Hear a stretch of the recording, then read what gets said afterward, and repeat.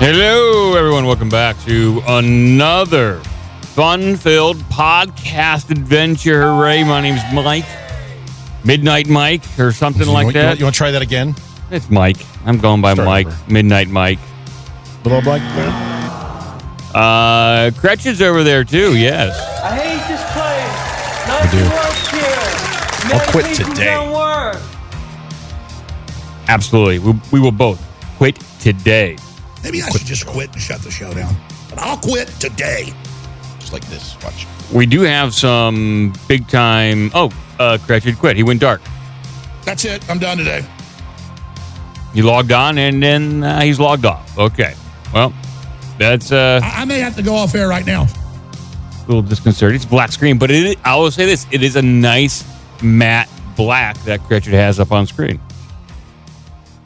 He'll be returning at some point in time. Maybe. We won't know.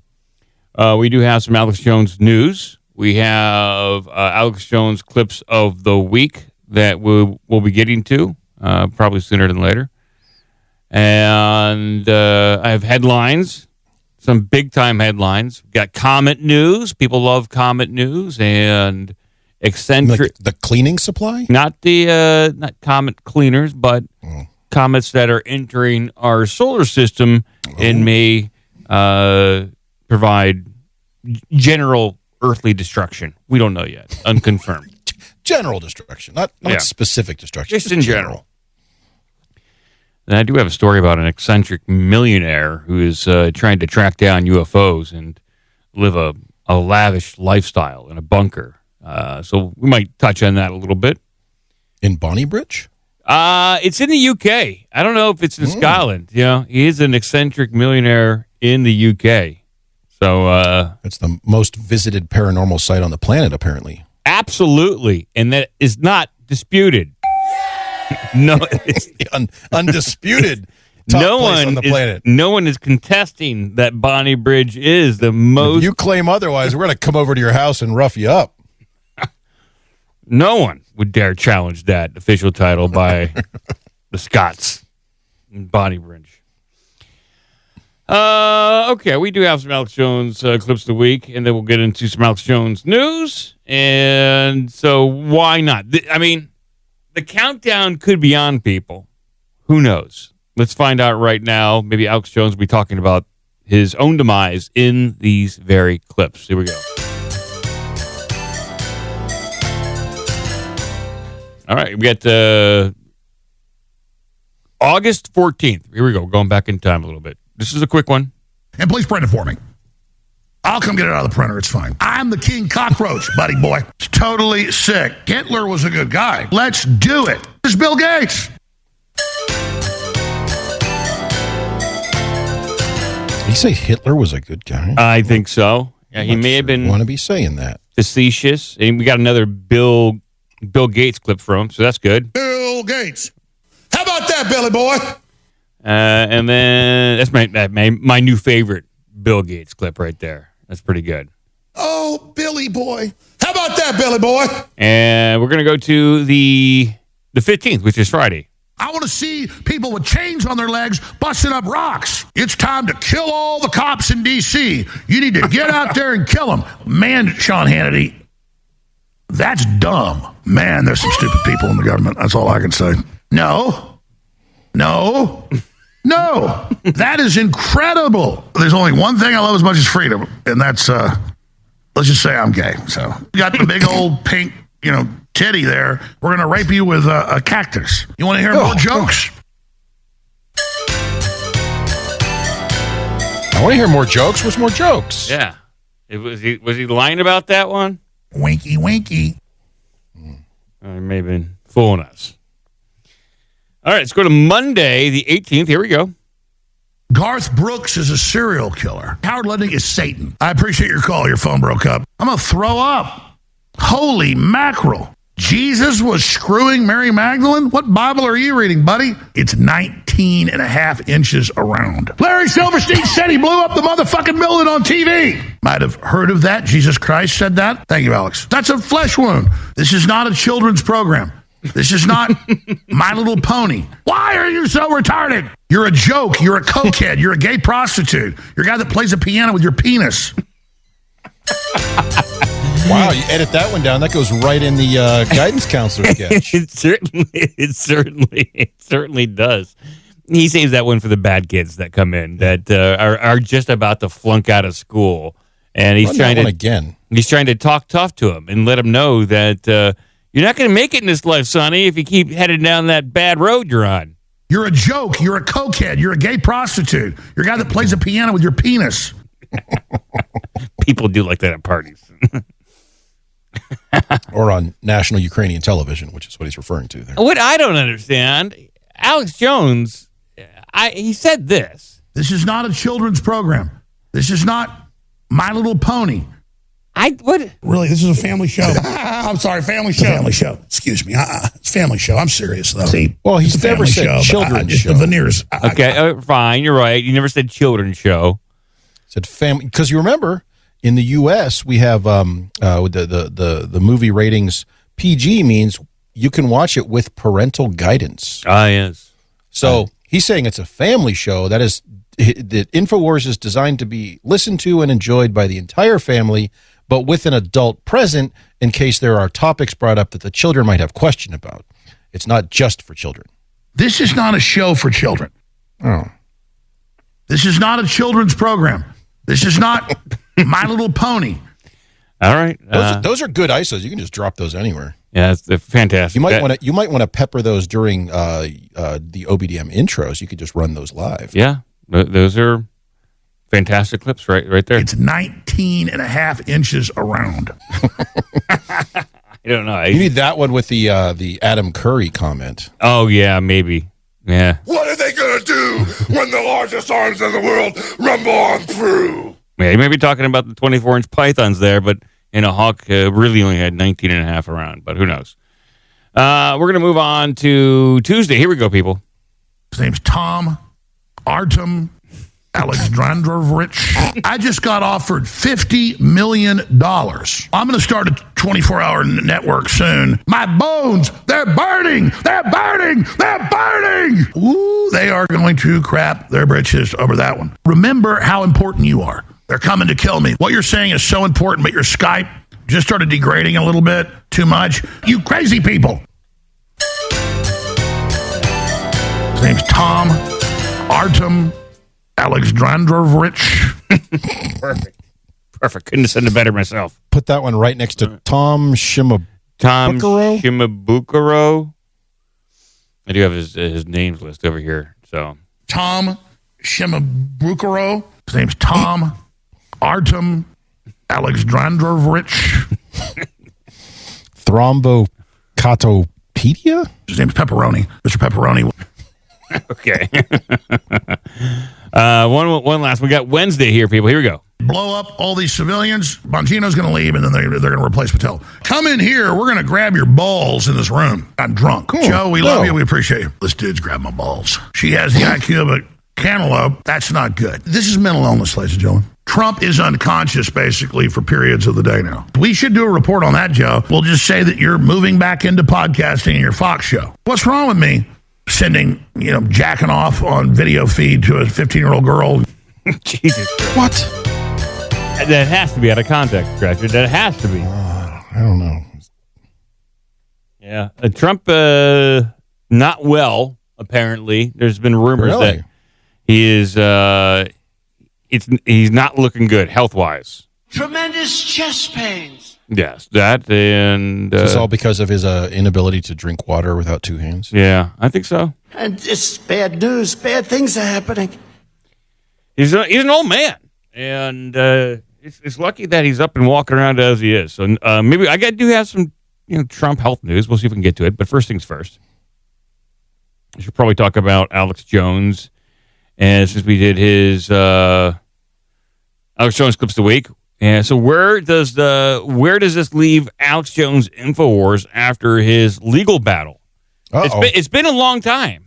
We haven't had a lot of news on the fate of InfoWars and Alex Jones after the ruling. I would say almost months, half a year. They were up for auction, and then the judge had said shenanigans. It wasn't a fair auction or a transparent auction, so he put the entire thing on pause until he could work it out. Well, there is at least some movement on that front. So here's the headline here is Judge rules against Alex Jones in legal battle over InfoWars. That's some good news on that front. No, it's not. I don't Not think good it news. is. I don't think this is good news. No. The conspiracy theorist website and assets can now legally be sold off to pay what he owes the Sandy Hook families. Jones, who for years used his conspiracy theorist website InfoWars to spread malicious false rumors about the victims and the families of the Sandy Hook massacre, was ordered back in 2022 to pay the families an amount of in excess of $1 billion in compensation for what he put them through. Last year, it was revealed that the satirical news website, The Onion, together with the victim's family, had put in a bid to acquire InfoWars, which was later rejected by the federal judge on the basis that there had been a lack of transparency in the auction process. Yeah, they were trying to do it behind the scenes in a very shady way. Yeah, it was something like they didn't have that much money, obviously. So they were going to bid that amount based on them owning that asset. So once I get the $1 billion asset, I'll have $1 billion. So I can bid $1 billion to buy that asset. Well, I think it was more goofy than that. It's like the family got together with The Onion and said, we don't care how much money you have. We just want to give you Alex Jones' his assets. And so there's like really like a no bid. Maybe it's like $10, and then that $10 would then be applied to the amount that Alex Jones owes. But that then the family's dictating how much things can be sold for, and then Alex potentially would never, ever be able to get out of that $1 billion hole. Not like he's ever going to be able to, but in that instance, you're less likely. So it was definitely shenanigans. But now... wait. What if we preemptively buy The Onion? Then what? Mm-hmm. Well, I think it's the Onion's got to be worth at least what, $10 million? Like the brand itself is worth some money. We don't got that kind of money. Be worth $1.75 billion according to this judge. Well, yeah, maybe after they acquire that. Now, though, in a separate hearing, Texas judge has ordered that the website and its various assets can indeed be sold to help the $1 billion Jones owns the family. Well, I don't think that was ever in question that it could be sold. It was just how they were being sold. It was basically almost like a no-bid auction, which is not what you want. A state receiver will take possession of everything, including the brand name itself, this week. While this doesn't explicitly mean that InfoWars can now be bought by The Onion, it could mean that the firm, in conjunction with the families, might get another opportunity to put in a bid. Yeah, and this is the whole thing, is that The Onion, hypothetically, they wanted to buy everything for $1 million, but Steve Bannon and Roger Stone wanted to buy it for $5 million. And so the family said, no, we're going to go with The Onion instead. So there's no auction here. So, yeah, potentially one of Jones's allies could buy all this stuff and give it right back to him. Quote, we are working on it. That's all I can say for now, said Ben Collins, CEO of the site's parent company. Meanwhile, Jones himself has remained defiant and has repeatedly described the trials as rigged. According to reports, he has the auction was rigged, and the initial trial was rigged because I don't think they allowed him to present his side of the argument. It was basically I think the judge just ruled against him. That's it. There was no real trial. The judge just said, we're ruling against you. And that was it. According to the reports, he has yet to pay the Sandy Hook families anything at all. Well, okay. By the way, The Onion's net worth estimated between 2.7 and 4.6 million. I mean, I've got that on me, so I'll just go buy them. All right. Hey, not that it's not. I thought it was more. Well, Look, I need money. So there's your Alex Jones update. Who knows what's going to happen? Really, it'll be sold off. I don't know. How much is InfoWars worth? Maybe $10 million at the most at auction. Someone's going to pay $5 million. You really think 152 kajillion billion dollars. Oh, you're right. Oh, yeah, you're right. He's worth $1 billion easily. So InfoWars is definitely going to pull in $1 billion. Mm-hmm. Not unless they were lying in his estimated worth. Uh-oh. I don't know. Is this the largest lawsuit for civil lawsuit like this ever against a person? I don't know. No, I'm sure they'll let it go through the process. It'll get tossed at some point. I don't think it will. I don't think you can prove defamation based on how they're putting it up. He said mean things. I feel bad. You owe me $1 billion. Yeah, he did. He probably got some stuff wrong, but was he malicious in it? I don't know. Doesn't matter. He'd be malicious. He wasn't defaming them. I don't know if he was or not. That trial was so wonky. It was tough to know what anybody was saying. No.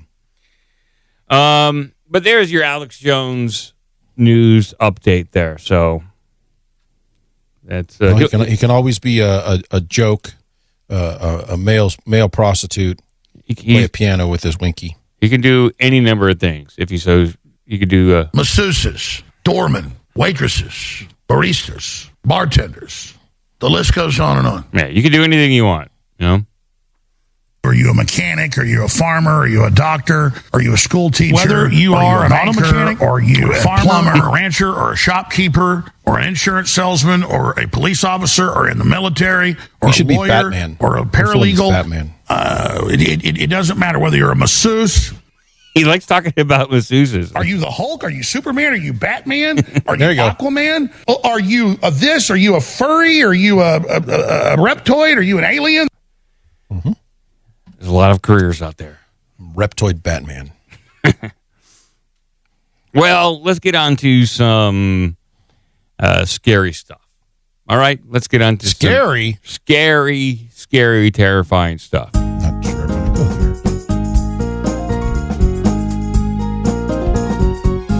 Scary stuff, Gretchen. These are scary times, and we're going to talk about it. Maybe it's hyperbolic, maybe it is not when it comes to the 3I Atlas comet that is entering our solar system and headed right for you. It's going to take you out. It's going to do bad things, okay? It's like individually? Yeah, it's going to take you out. It's bad news. And it's bad news. Bad things are happening. Yes, I'll bring this up on the screen. So here we go. Here's the headline. Mystery as potential alien visitor seems to be emitting its own light. That's good news. No, it's not. That sounds like some sort of engines or thrust. Yeah, okay. Well, I'll read this, and then I got a little YouTube clip that I'll play for everyone. So Avi Loeb maintains that this latest revelation adds credence to the idea that the object is an extraterrestrial vehicle. This mysterious cosmic interloper was first revealed in July following its discovery by the Asteroid Terrestrial Impact Last Alert System, or ATLAS, a robotic astronomical survey which uses multiple telescopes to scan the night sky for small Earth or near-Earth objects. Estimated to be 12 miles across, the object is headed towards the inner solar system at 152,000 miles per hour. Now, we still don't know how many Ryan Reynolds this is. We didn't do that calculation. You can't calculate speed or velocity into a person. No, well, I'm talking about it's 12 miles across. Oh, I thought you meant the speed. Well, yeah, we can't. It's a very difficult calculation, yes. While many scientists believe that the 3I Atlas is likely to be a comet, others, such as Harvard professor Avi Loeb, maintain that it could, in fact, be under intelligent extraterrestrial control. Now, new evidence has suggested that the object, whatever it is actually emitting its own light. This, according to Avi Loeb, could mean that it is, in fact, a lot smaller than previously thought, perhaps as little as 100 meters across.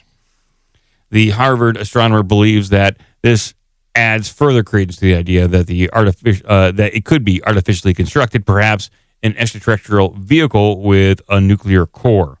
So it's light, it's emitting light, so it makes it seem bigger than it actually is. So it's like a strobe lights, probably black lights up there. Who knows? They're partying as they're headed towards Earth. But I don't know if it's made a trajectory change yet. We're still waiting on that. That's what you got to watch out for. If it starts making some course adjustments, or maybe it slows down or speeds up, yeah, you want to just start firing those missiles now. Couldn't hurt. Better safe than sorry at that point. And you just got to make sure that if that thing makes a turn, start shooting. If it puts on the brakes. Why does it have wheels, tires? Well, how's it going to brake in space? If you don't got a good brake system, good brake pads, you're just going to fly right past Earth. Hold a towel out the window. I guess so. That will help. Yeah, I'm not really sure about this thing, so I've been going out after dark and just firing 2 blasts outside the house. Also, better safe than sorry. You can't fail with that one. It's the president said so. Fired 2 blasts outside the house. Time-honored tradition in our household. After every meal, we like to go out there and... So he calls the kids back for dinner. We like to light up the sky with a couple of rounds of 12-gauge buckshot. Fired 2 blasts outside the house. Well, buckshot's right. He's birdshot. Don't want to scare people, but yeah, fair enough.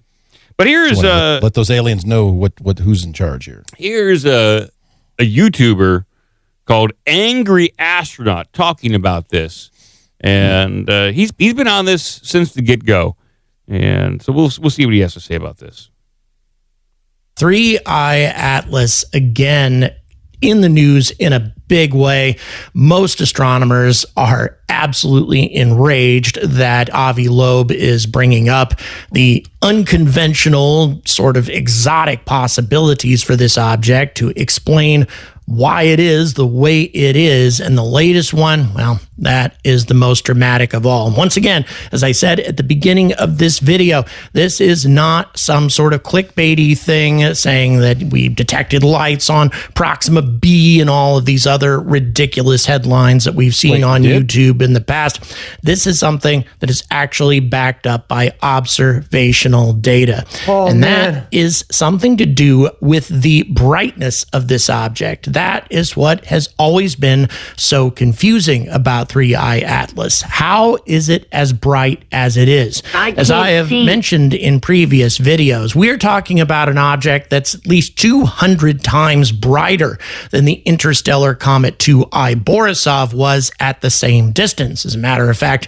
we didn't even know 2I Borisov was there when it was that far away because it was just much, much dimmer. So, of course, the theories have varied far and wide. Avi Loeb talks about it being a much bigger object. Astronomers just say that it's a much smaller object that's producing an enormous amount of dust. Dust, of course, being the catch-all explanation for everything we don't understand in the universe when it comes to alien megastructures, all sorts of things that we see in the cosmos.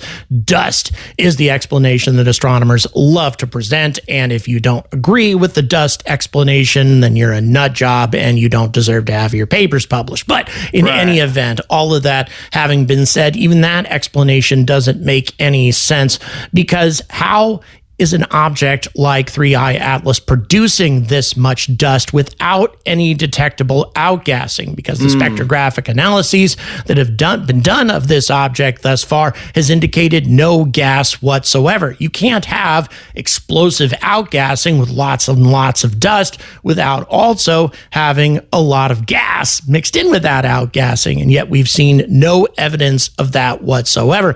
The only way that an object could produce this much dust without outgassing is if it were huge, again, about 20 kilometers in diameter, which once again makes it a very, very unusual object. Something this big should not be encountering our solar system very often. We're talking maybe once every 50,000 years. So either we got very, very lucky, or that's just not the explanation we'd be looking towards. So if it's not a bright dust cloud and it's not an enormous object, then what could possibly be creating this much light? Well, That's where the artificial light explanation comes from. Wow. The 3-eye atlas might be generating its own light. And for an object of this size, an artificial explanation is about the only one we've got. So there you go. I'll post the entire video in the podcast description. That is the angry astronaut who's been on this beat for quite a while. And that's what they're speculating. Now, that's quite an astounding suggestion that this thing is producing its own light. It'll still be incredibly big if it's producing its own light. And if it is a craft, well, it's moving, not terribly fast. It's not like faster than light travel that we expect UFOs to use. This could be some derelict spacecraft that's operating on autopilot. Who knows? Robot computers, Cratchit, operating this thing. Could be a generation ship. Yeah. A generation They've been on their way ship. here for millennia. Yeah, They're absolutely. Gonna be pissed. They're going to be pissed and smelling, in desperate need of a shower. They got a window cracked. That's what the dust is that he's talking I see. about. Okay. Well, and the outgassing. No, not a lot of outgassing people. Right. But I'll do some outgassing for him. yeah, we'll be finding out more and more. Probably October. I think they'll be able to get a better look at it, and then if it makes that turn around the sun at the end of December, then we know we're up Schitt's Creek. Okay. If it starts breaking now, we're up Schitt's Creek. But we'll see. Just wanted to bring that up to everyone. I know people like that news. Well, that's terrifying. It's interesting. What is the explanation of the light? Like you said, they say dust for everything. It's kind of like the UFO over swamp gas. If we don't know what it is, it's a balloon or swamp gas. That's what we got here. Balloon. Because everything else scares the crap out of us. So it has to be a balloon. It has to be swamp gas because everything else terrifying. And so with this 3-eye atlas, it is dust. It's dusty. It's old. And that's what we got. Stinks. Full of people crammed in there. Yeah. But yeah, here we go. We're going to move on to some more stories, people.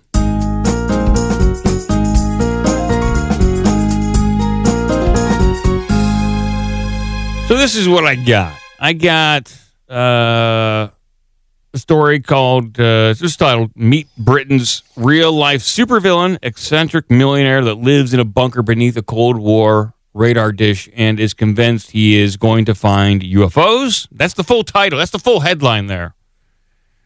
We also have a headline here that from drones to nukes, North Korea is pushing AI military modernization plans. So the North Korea is getting involved with AI. Okay. Are they going to do any AI, let AI run their systems for them? Because that's how we get Skynet. It's possible. I think they want to put AI in nukes. Oh, really? What, and let AI steer the nukes? I don't know. Decide if they should fire, steer it. It's up to the AI at that point, Whatever you do, you do. It's out of my hands. I don't know. AI is doing it. Yeah. Then they can plausible deniability at that point. Wasn't me. It was the AI. And I would love to see an AI trained by North Korea. Like try to interface with it because it's going to hate the South, like the South Korea right away. Like it would be fascinating. Maybe it's the friendliest AI you've never met. You know what? Maybe you're right. Why am I being so bigoted towards North Korea? Maybe it is the best AI out there. It just wants to help you learn about their culture, to mail you trash attached to balloons over the border. I remember they doing that. Yeah, it's fun. Wants to help you develop systems to capture your own poop because people might be taking it to make clones of you. I forgot they were doing that too. Things. Yeah, I forgot. Right. They got some good programs up there. Mm-hmm. We also have a headline here that says 2.8 million people in the U.S. identify as trans. That includes 700,000 youth. New data shows. So, okay. That number seems, well, I don't know. Is that right? Okay. High, maybe. How many? 2.7? 2.8 million people in the U.S. So let's see. It seems low. Like, considering how much media coverage it gets, that seems like a low number. 0.008 times 100. So 0.8%. That can't be right. Yeah. Don't believe the 5.6. So 0.75% of the population, huh? Yeah. Yeah. I guess. Sounds like something we need to make sure is in every school, church, business, government agency. Exactly. Everywhere. Then another headline here: armed drones to be deployed at schools to stop mass shooters. So there we go. That's a funny headline. These are drones. So if I guess technically Ed 209 is a drone, it just walks around and stops. So maybe. So yeah, Ed 209 has the hall monitor. You have he's a 20 seconds to comply. Guard. Crossing guard. Nice. Stop your vehicle. You have 20 seconds to comply. And then we have Trump's health. Trump's afterlife fears spark fresh health concerns as president admits, "I'm not doing well." Maybe we should read that Afterlife? And it's bad news. Bad things are happening. Read that headline. I'll put it up on screen right here. Here it is. Trump went to the afterlife and complained about it? Trump's afterlife fear sparks fresh health concerns as president admits, "I am not doing well." They should have done better. Donald Trump has sparked fresh health fears after admitting he's worried he won't get into heaven, with social media users speculating that he knows he's dying. So Donald Trump has sparked fresh health concerns after confessing he's worried about not getting into heaven, leading to speculation that he knows he's dying. Well, we just read that. The president disclosed on Tuesday that he hopes negotiating peace between Ukraine and Russia will improve his odds of passing through the pearly gates. Quote, "I want to try to get to heaven if possible. I'm hearing that I'm not doing well," Trump told Fox and Friends just days after welcoming European leaders, including Ukraine's Vladimir Zelensky, to the White House. So he's hearing word on the street that he is not doing well. I was going to say, did he say that, or is this people familiar with the president's thinking? Quote, "I'm really at the bottom of the totem pole," the president acknowledged, "but if I can get to heaven, this will be one of the reasons," he continued. It comes after a lip reader revealed Trump's chilling 3-word promise that he whispered into Putin's ear in Alaska. What was that 3? It's linking to another article. I love when lip readers do that. Let's guess. The 3-word promise. It's going to be... I'll help you. Bacon cheeseburger. No, he whispered... Anybody have any white? Do you have any white stuff? He's looking for some white... He's asking Putin if he had any white stuff. Now, according to this, he whispered to Putin, "I'll help you." Okay. What if he whispered this? It's just massive. That's 3 words. That's 3 words right there. What about this one? Record deepness, right? That's 3 words also. Yeah, exactly. What if he whispered to Putin, "record deepness"? Putin's like, what the hell does that mean? I like him leaning over and saying, "It's just massive." What? It's just massive. What is he talking about?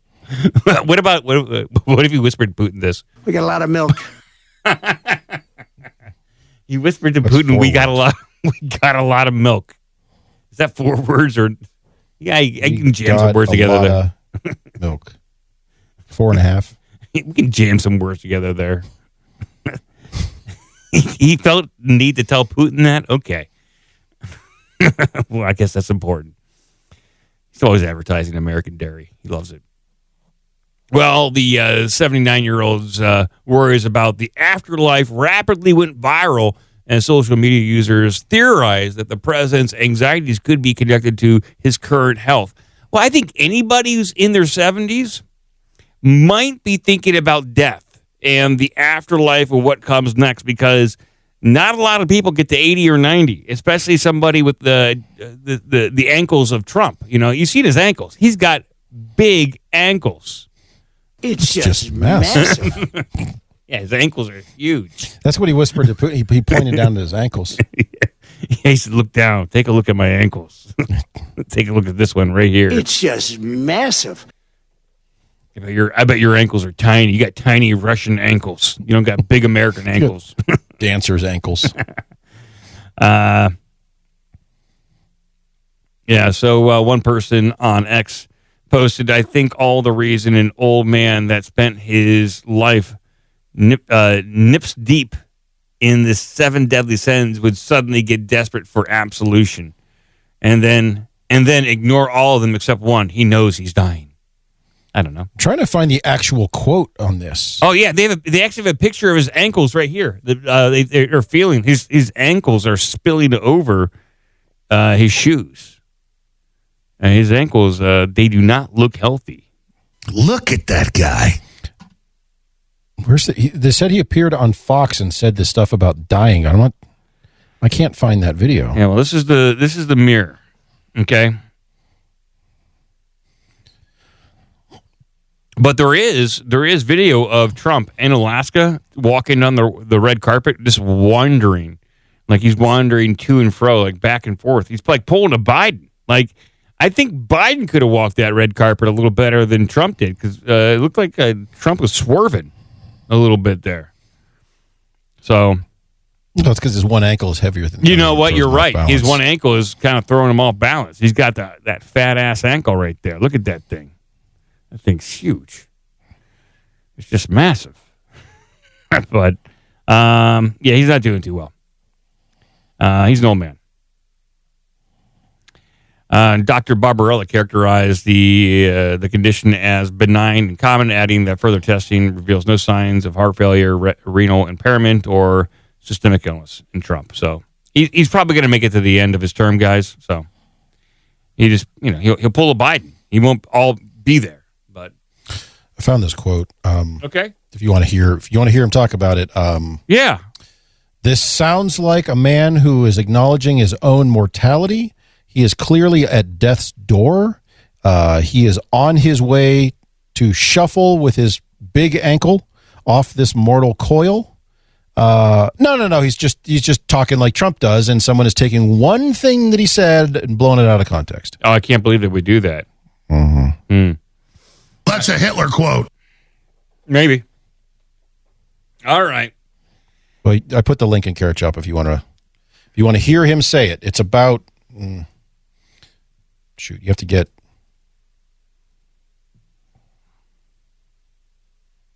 Let's see here. It's just 43 seconds. And we're not losing American lives. We're not losing American soldiers. We're losing Russian and Ukrainian, mostly soldiers. Some people, as missiles hit wrong spots or get lobbed into cities like Kiev and towns. But if I can save 7,000 people a week from being killed, I think that's I want to try and get to heaven if possible. I'm hearing I'm not doing well. I hear I'm really at the bottom of the totem pole. But if I can get to heaven, this will be one of the reasons. Well, I think I saved a lot of lives with India, Pakistan. They were going at it. The planes were being shot down. That was going to be maybe a nuclear war if I let that go. And I did that through trade.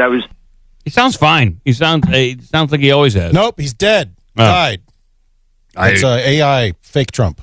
Yeah, it sounds like they're really reading into it. And he says when he sounds like it sounds like I'm not doing good. It means like poll numbers with getting into heaven. That's what it sounds like. Like this guy is not doing good. He's not going to get into heaven. So that's what it sounded like to me. Not necessarily he's like sick. Obviously, he's got fat ankles. He's got the fattest ankles in America. No doubt about that. But only one though. Yeah, well, that's the one you want.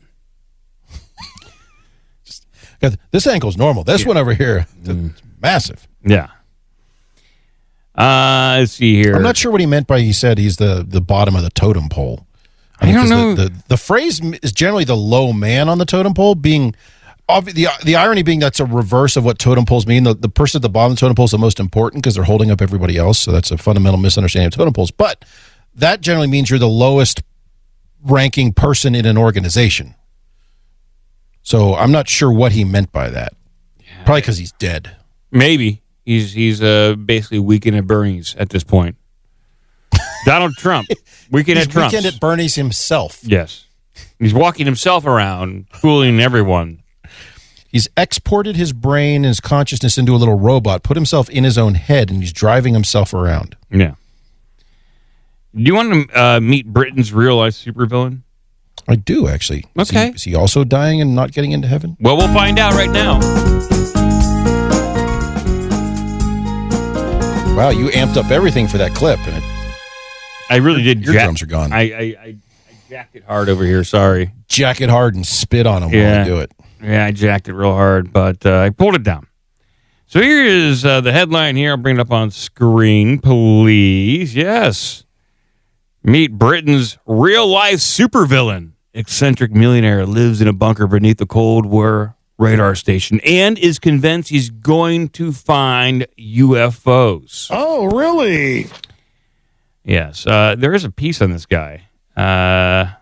Here's just a little video of him looking at his phone while he stands on a radar dish or a radar station. Just for fun. Just pretty cool. You know, it's pretty cool if you can get one. That's for sure.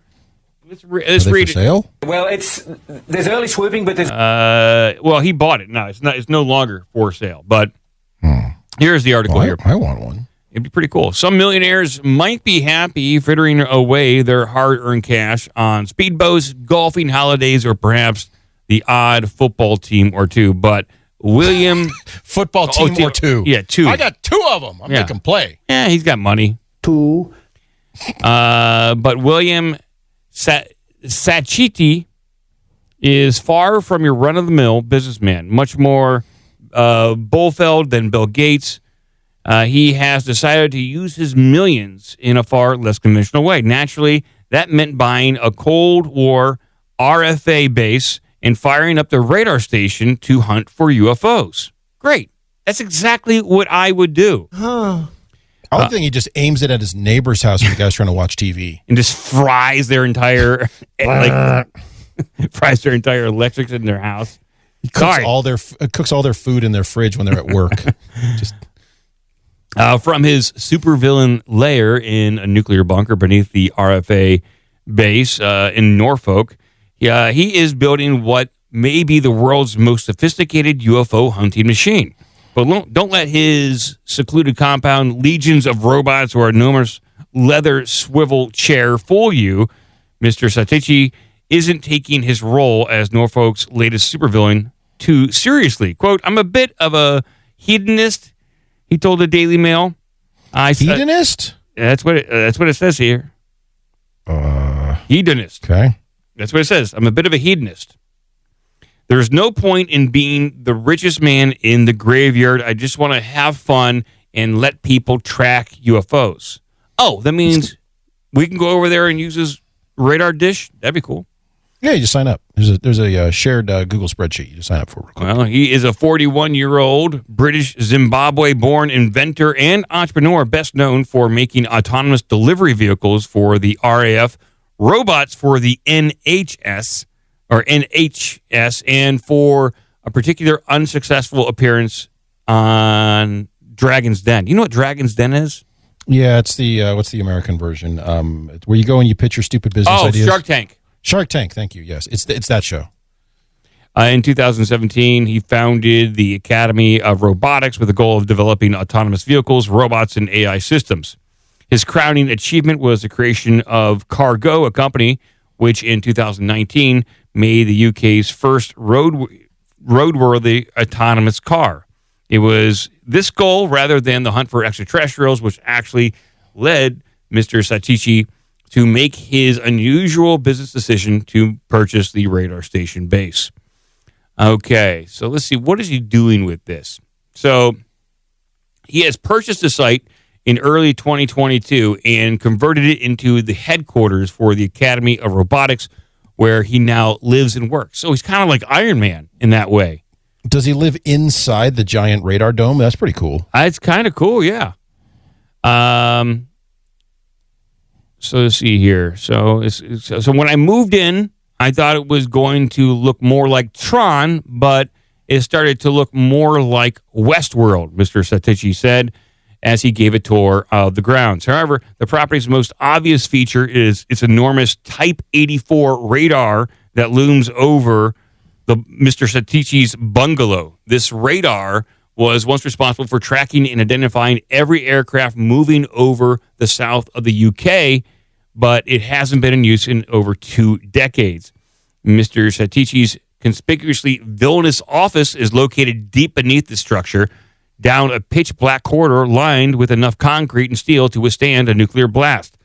Although Mr. Satichi freely admits he doesn't know anything about how radar works. What he does know is about making artificial intelligence. He says, I have all the documents on how this Type 84 was made and how the tech works. So what if I fed all that into a super intelligent AI and turned it into the world's best radar expert? That's how I made RadarBot. RadarBot is just one of many AI assistants who keeps Mr. Satichi's company in a somewhat solidarity existence at the base. Solitary existence at the base. He talks frequently about and pulls up various AI assistants to explain various topics. And in one instance, he couldn't find the light switch since the AI normally does that. Boy, this guy is just building his own web of robots. Wait, he couldn't find the light switch? Is that what he said? He said he couldn't find his light switch because the AI normally turns it on and off for him. And he has various... Not sure this guy really qualifies for supervillain if he can't turn the lights on. Yeah. He seems pretty, I don't know, just kind of middle of the road. Like he's kind of like outsourcing all of his super villainry to like AI assistants at this point. Now, if he was letting his AI robot computers use the giant radar dome to aim at airliners and take them down and crash them all, now he's supervillain territory. Let's see here. He also says he explained just a month ago. So he doesn't let his wife and kids live at this radar base with him. So he's solitary. Fuck him. Well, he explains just a month ago that someone broke into the compound and killed a number of deer, leaving their bodies on the ground. In another incident just weeks before the visit, a workshop holding Mr. Satichi's self-driving car was broke into, and it vanished and was vandalized. Or vandalized, not vanished. The car vanished? It was vandalized, not vanished. Oh. It was vandalized. He said, quote, I get horrible messages. I get constant abuse. They shot my animals, and no one takes it seriously. It does affect me. I don't have my staff here. I can't have my kids here. There's guns being shot on my property. How could I have my kids in the garden? Wait, it sounds like you need to buy guns. You're a millionaire. Put guns on these AI robot computers, let them shoot at people. Bingo. Problem solves itself. Yep. They make autonomous deliveries, and if there's somebody crossing that fence line, they get shot. So he goes on to say here, there's no such thing as done when you're surrounded by a cluster of super intelligent AIs and you're tinkering until 3 or 4 in the morning. It was in the depths of one such AI-powered late-night tinkering session that Mr. Satichi UFO-hunting side hustle began. Buying the base purchase had come with the catch. To getting planning permission, he was required to conduct a restoration and a renovation on the listed buildings, including the Type 84 radar station. So I guess part of the agreement, he's got to restore this thing back to full working order. Or make it safe or something like that. You know, if it's abandoned property, they're going to say, okay, well, if you want to convert this to a residence or a place of business, you have to bring it up to code or something like that. I think it's cool. I can see what they're doing. I think that's pretty cool. And if he can get this thing... How fast does it spin? That's what I want to know. Can he just like make it go round and round and round and round and round? I don't know if it works like that, Craig. It's not like a graviton machine. Why not? I don't think he can do faster. That. I don't think you can. I don't know if you can do that. I see here, but it seems as the case with many Mr. Satichi's pet projects, his experiments with AI and radar systems were soon going well beyond a simple hobby.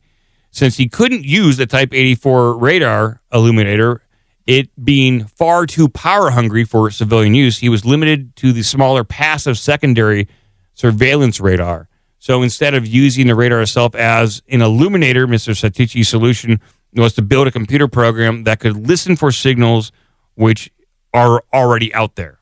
That sounds bullshit. You want to? He's got to buy a nuke reactor to power this thing. Like, he's going half-assed now. He should have known that this thing was going to be power hungry and that he needs to get this dialed in and working. He's half-assing at this point. He says this is legitimately a UFO hunting machine. but it could be used for other things which I don't have any interest in. Good. So he's got the radar, like part of the radar up and going. This is amazing. Good for him. I think he needs to like start trolling people. How do you troll people with the radar? Put popcorn in their house and pop it for them. Okay. Well, it's a fascinating little. I'm not sure he qualifies for a supervillain. No, in fact, I would say he's doing good work. He's putting his money to use, at least trying to answer some of these questions we have out here. And a lot of times when there is a UFO and it is on radar, I don't think the FAA, at least here in America, the FAA is not required to turn over that radar information to you. I think they put the kibosh on that in 2008 after a UFO incident where they did track a UFO and they did provide it to the public and it displayed incredible maneuvering capabilities. I think after that they said, no, we're not releasing this crap anymore. It causes too many problems. So for this talk to that supervillain guy over in Britain. Yeah. Now that he has his own, he can generate his own information. But you're going to have to hire somebody to man this radar. I mean, I know you can hire an AI to do it, but you really do want an overweight guy smoking cigarettes watching your radar station, you know. Drinking a lot of coffee, smoking cigarettes, watching radar, that's what you want. Watching Captain Kangaroo. I want robot computers and secret cybernetic cyborg creations. Super secret cybernetic creations. I think it's cybernetic cyborg. Super secret cybernetic cyborg creation. Cybernetic cyborg creations. Okay. And robot computers. Well, yeah, that goes without saying. By the way, why don't we have an Alex Jones rant on AI? Good question. Also, why hasn't, this just came to me, someone do this before the end of the show, or I'll do it. Why hasn't he launched his own AI called AJ? AIJ. No, just AJ. Yeah, why hasn't someone trained an AI model on everything that Alex Jones, like feed Alex Jones transcripts? Like, just dump all the transcripts in there, set up a large language model, a GPT, and just, there you go, done. I think I can do that. I mean, I can do that. You can do that. You could take the transcripts. You can tell it from that, give it enough transcripts, tell it to generate a new show, which it can. You have enough of his voice to have it do the voices. You can just do your own Alex Jones shows. I could do it. I mean, yeah, I probably could. I can do it with probably Llama 3.2. I'll weight everything. And I probably could have this launched in probably 72 hours. Like do it. For people to interact with it. Like do it before Saturday. I can't do it before Saturday. Quit your job today.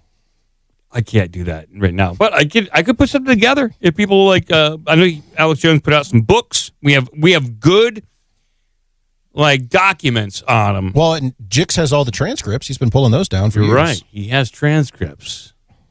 This could work out. We could really make our own AJAI. I kind of like that. I wonder if Alex Jones would be on board with this. That's right. I think he would like this. Exactly. It's the first AI to ever respond to things with its shirt off. Yeah. Yes. And demand to go to the bathroom. Demand people go to the bathroom and get stuff for him. In my bathroom, there's a big bottle of Lysol. Will somebody run in there and get that for me? How do you go to the bathroom? You could have interstitials. When you ask him a question, it could say no because it's busy eating jalapenos. Oh, yeah. He's taking a little bit of a break. And I did have the enchilada, spicy chili plate, cheese enchiladas with chili con carne, large bowl of hot chili, and I went all whole hog back then. I also had their macaroni and cheese. Okay, I'm really getting hungry now. And after that, he committed a heinous toilet crime. Of course he did. He went right past Rob Dew's office. That made like the FBI top 10 list. He went right past Rob Dew's office and did some awful things back there. Did some damage back there. I'm outside the control room eating a piece of pizza and drinking Topo Chico. Yeah. All right. Let's do a few more headlines here, people. People want their news. It's the only place I get it. This is really all people really need to get by. This one is interesting and concerning. I'll bring this one up. This is This is the future, people. We're in the future. And soon we'll all be having to deal with these cops. South Korea deploys life-size holographic police officers to prevent crime. Oh, really? I think this would work amazingly well in South Chicago. Well, no. They can't be life-size. They have to be larger than life. Okay. Well, in America, yeah, we want to intimidate the criminals. That's right. You want 10-foot cops coming down the street. Yeah. Well, Seoul police have been testing life-size holographic police officers as a way to increase people's perception of safety and discourage crime in South Korea's capital. All right. I love that headline. Every evening between 7 p.m. and 10 p.m., a uniformed police man measuring 170 centimeters tall appears in Judong, number 3 Park, a busy area in Seoul, reminding residents that in emergencies, the police will respond immediately and that there are surveillance cameras everywhere. But this is and drones. But this is no ordinary police officer, but a 3D hologram designed to provide psychological stability to citizens to prevent disorderly behavior. We're watching you. This is creepy as hell. It's very Blade Runner-y, dystopian. It's very, very dystopian. Created by the Hologramica company, tech company specializing in holographic content, the life-size policeman model was installed in October of last year on a trial basis. The recent data shows that it has had a significant impact on crime, reducing the crime in that park. Oh, this is crap. This isn't a hologram. What are you talking about? They have a lucite cutout of the police officer. They've got a short throw projector on the ground that projects upward, putting an image on just a regular video image on the lucite cutout. Oh, bullshit. This is not what we want. It's not even aligned properly. The guy's head is going off face is going off the side of his head. This is bullshit. I don't want weird face head cops showing up. I want real cops. The hologram sign is becoming established as a smart security device that increases citizens' perceived safety and has a psychological preventative effect against disorderly behavior. Well, if you have a crime being committed against you, do it in front of this sign so we can see it. Then they should be if it's doing so well here, put them at every telephone pole here in America. Like every telephone pole, so it's nothing. When you drive down the street, you see nothing but hologram cops, and it will be a surefire way to crack down on crime. When is this going to escalate to have hologram cops and then hologram crooks? Oh, I see. Somebody should post up some guy with like a big money bag and a mask on, right next to the right next to the cop. Damn it! There's 2 of them. Quote, we will continue to expand crime prevention activities that incorporate AI technology to create a park environment where citizens can feel safe. Not that they are safe, but they can feel that way. They can feel safe. Scarlett in the chat asks, I wonder if he chases you like it's a video game. I would say this is a great opportunity to put the projection base on like a little robot that could chase you around. Yeah. So it could follow you down the street.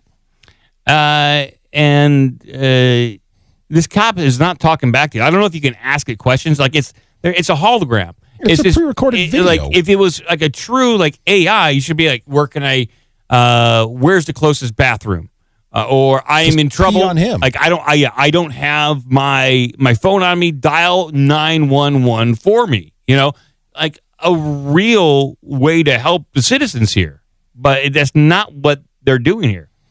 He should have like a super.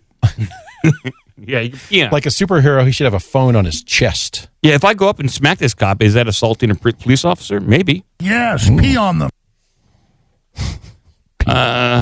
You can pee on the cops if you want, yeah.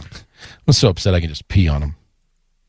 Here's the video of them talking about this. What was the robot that somebody had like Hitchbot? Was that what it was? Hitchbot, yes. It was. And it got like murdered immediately. It was trying to Hitchbot, I believe, it was 2013, 2014. It was trying to hitchhike, I think, from MIT down the East Coast. I think it made it to Philadelphia before it was raped and murdered. And it didn't. They found it on a park bench, mutilated. I fear the same thing happening to the hologram cops. Holocop. The holocops in the U.S. There is a quote here. What the hell? There's a police ghost patrolling around here. What the hell are people thinking? One person wrote. Yeah, like this. This is goofy. This is goofy. But it might work on a compliant populace. Like how much crime is really in Seoul, South Korea? I don't know. Probably not comparable what happens in some of our U.S. cities, I would imagine. And I would say that the most of the Korean population fairly law-abiding. Can we look up the crime stats in Seoul? Well, there's a comment here at the end that said most people commenting online compared it to a modern-day scarecrow and joked that the numbers of crimes may have decreased because people were scared to go into the park after seeing a ghostly police officer. Ah, yeah. They said, what the hell? There's a police ghost patrolling around here. Yeah, don't go in there. It's a police ghost. Yeah. It is. It's really creepy. It really is very weird. But I gotta find the crime stats on Seoul, South Korea. I bet it's not that bad. I bet it's beautiful. Not like here in the good old United States. Crime in Seoul, safety in Seoul, crime in Seoul. Let's see. You look it up. Ask AI. It'll tell you. All right. Let's see here. Let's compare it to DC. This says it was 2.9 higher. Yeah, to DC would be a good one, actually. 2.9%, 2.9 times higher than 1978. But I don't know what that really means. I'm doing it right now. It says it rose 15% following the Asian financial crisis in 1997, but dropped 21% during the FIFA World Cup in 2002. So, let's see. Crime stats to Washington, D.C. Let's see.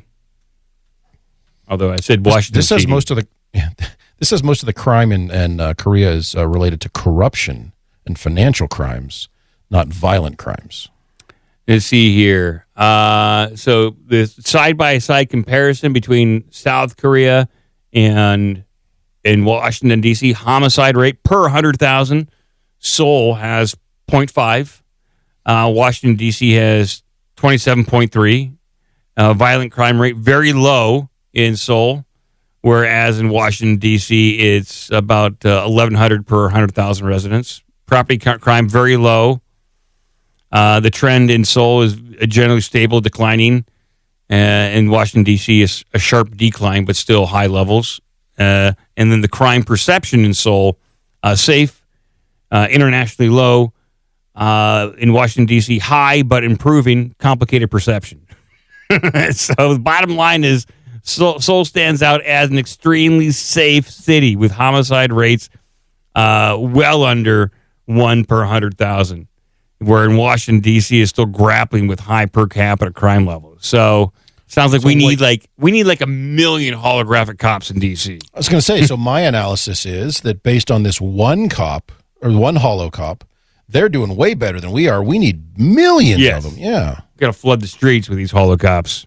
2 on every street corner. They could talk to each other at night. Keep each other company. You have holo donuts and holo coffee. But it doesn't sound like a bit of a problem. It's not a problem for Seoul. So they basically have department money to burn, is what it looks like. They don't have to buy like the latest in. I wonder whose idea was this? Dude, make a holo cop. It'll be great. Me, Hulk Hogan. Hulk Hogan. What, last thing on his deathbed? Please, my last wish is to get a holo cop at Seoul, South Korea. Make a holo policeman in Korea. You got it. Anything for you, Hulk. You got it, Hulk. That's for damn sure. That's my dying wish. Brother. Funny enough, Ozzy Osbourne wished for the same thing on his deathbed. Yeah. Who was the third one who died around that same time? Malcolm Jamar Warner, Theo Huxtable. He also wished for this. So yeah, he did. They all three of them die and wish. Like, damn it! Now we're legally required to do it. I do have some more Asian news if you'd like that before we move on. You want some more Asian news? Police cops? No. This is just different Asian news. I don't know. I just got...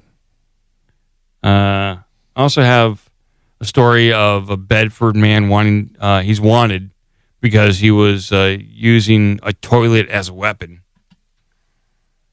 Like lifted it up over his head? Yeah, he's using like the toilet lid as a weapon. You know? Or was he was just attacking toilets with his weapon? No, I think he tore the lid off a toilet and started beating people with it. Now he's wanted in Cleveland somewhere for doing this. We have the owner of the famous Chinese nail house finally moves out because of traffic noise. That's the other Asian news I have. And then I do have this one last piece of like paranormal UFO news. CEO of Field Propulsion Technologies. He talks about reverse engineering alien tech. We have materials, and I've worked with them. It's kind of like a, 4-paragraph kind of UFO thing. It's okay. So you're halfway through it already? Basically, yeah. Basically say there's trillions and trillions of little pieces of UFO debris all around the world that they've collected. Yeah, and it's all over. Do you have enough to put one back together? Well, fine. You're asking questions. I'll just read it. Mm-hmm. Here it is. I'm going to read this for everyone. So buckle up.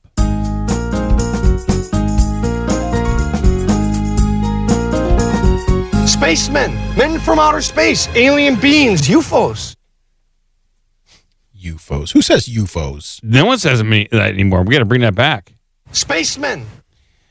Richard Bandurek, CEO of Field Propulsion Technologies, about reverse engineering. Quote, some of the materials I've worked with, materials that disintegrate when tampered with and reconfigure themselves, are not just decades ahead, but centuries extraterrestrial in origin. Yes, here is the transcript. It's actually probably a total of 10 paragraphs. Too much. Yeah. Here's the transcript here. So I am CEO of Field Propulsion Technologies. And this is like the transcript. My background is in electrical. Is there if this is a transcript, where's the actual video? It's taken from the Ecosystem Future podcast, episode 69. Right. Where's this link? I'll dig it up. It's at the time mark of 1 hour and 57 minutes. So I will see here. I got them on YouTube right there. Yeah. Oh, they broke it. They broke it. I'm going to find it. Because I'm going to hear this guy talk about it. We got some time to kill. It's on freaking Spotify. I'm not going there. It's on Spotify. Yeah, because they did have the... it's not up anymore? Oh, we're going to find this shit. I'll get it. I'm going to open up my Spotify right now. Ecosystemic. Yeah, I got it. Certain... Yeah, I'm just going to go... It's at the... Yeah, but I want the video. Yeah, I know. We're not going to have that. Here we go. Non-traditional kind of operating relationships to get those really exponential outcomes. The UAP is just a really nice archetype. Just the category of UAP gives us a new vision for what is possible. We don't necessarily need to understand.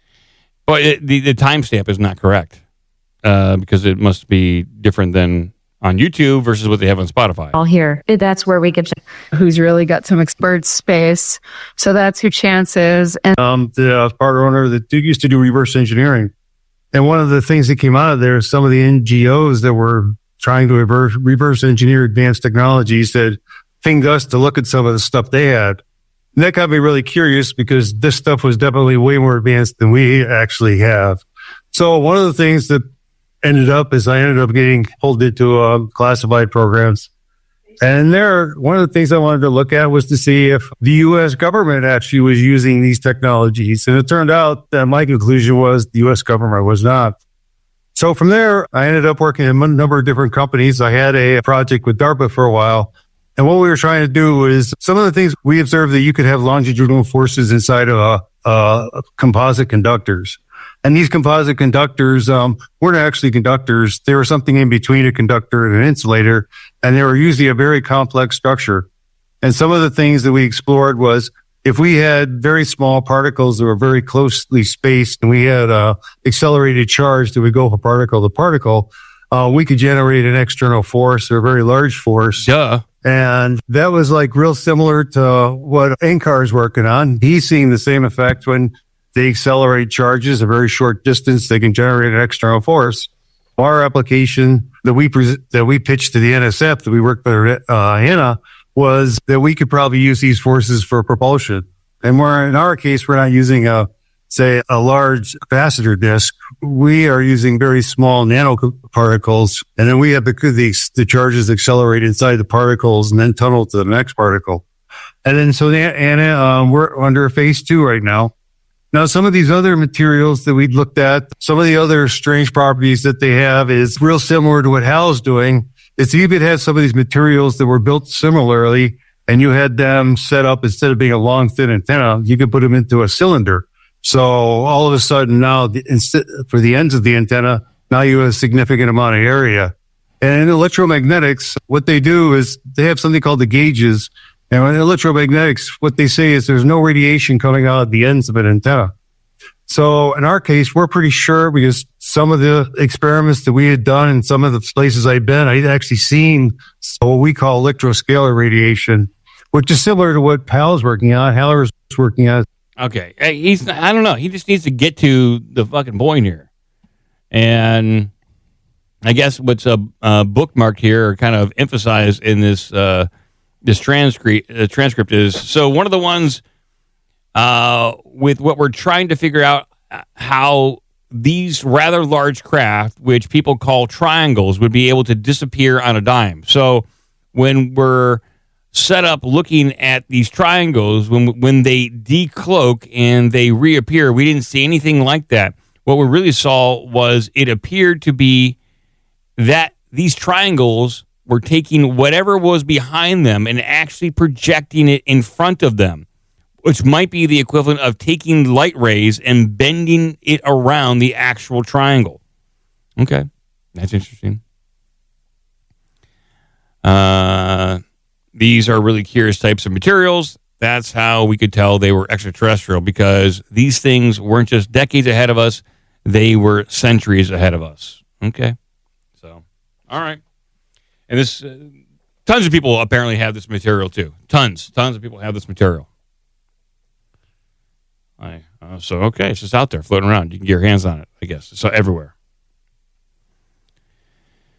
All right, that was dull and kind of pointless. Yeah, that'll teach them. All right. All right, Cratchit, let's see what you got over there. Let's see what's going on. I got all sorts of nonsense over here. Here we go.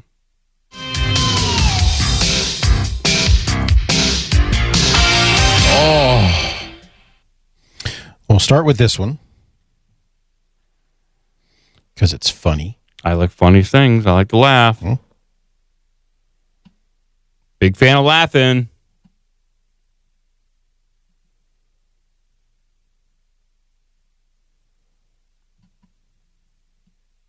Okay, here we go. Bring this up on screen here, please. All right, here we go. Here we go, people. Man, 40, rescued by fire police, EMS after getting stuck in Connecticut tube slide. I love that headline. Wow. Okay. Let's see here. In an incident that recalls a similar scenario on the long-running television show The Simpsons, a 40-year-old man had to be rescued from inside a tube slide on a school playground in Connecticut on Saturday. Oh, that's got to be kind of embarrassing. Was he a fat man? Well, I'm looking at it. He doesn't look incredibly fat. No, I think it was just contorted in there. Yeah. He didn't go down the slide properly. And it takes a lot of people. Like, there's a lot of bored emergency responders in Connecticut, by the way. They all can. Oh, screw this. I'm going out. This sounds fun. We're going out here on a Saturday. All the volunteer firemen got, their beepers went off. And they're like, honey, I got to go. Like, there's a guy called the spy. We got to check this out. Let's do it. I get to use the jaws of life. Just after 4:30 p.m., the Vernon Fire Department and Vernon EMS and Vernon Police were all dispatched to Northeast Elementary School on East Street after receiving reports of an adult male getting stuck in a tube slide, according to an account posted to the Facebook of the fire department. They really have to rub this one into the guy, huh? Mm-hmm. They had to make sure. This man, this is where he was today. Check out this loser who got stuck in a slide. Responders found the man had become stuck in the middle portion of the slide, wedged feet and head first. Oh, my God. Apparently in a folded position. That's when officials requested additional apparatus and manpower, including rescue. Call for backup. This is a 5-alarm fire here, people. Get everyone here. Get the National Guard. They required Superman backup and manpower from Rescue 141 and Tower 541. EMS personnel provided oxygen to the man who was in extreme discomfort, according to the fire department. Yeah, of course, he's like in half. Did they think about like a just giant plunger? Just keep working the guy? Or what they needed to do is just lube him up. This shoot water down that slide, turn it into like a water slide, so it all ends fun and well. Or just grease them up like a pig, and put Vaseline all around. They should have no. They should have called Bill Gates, and he could showed up with Bill's baby batter butter. And he could have smeared it all over the inside and just pushed him right through. Yeah. How about that, Billy boy? Just whoop. Let's see.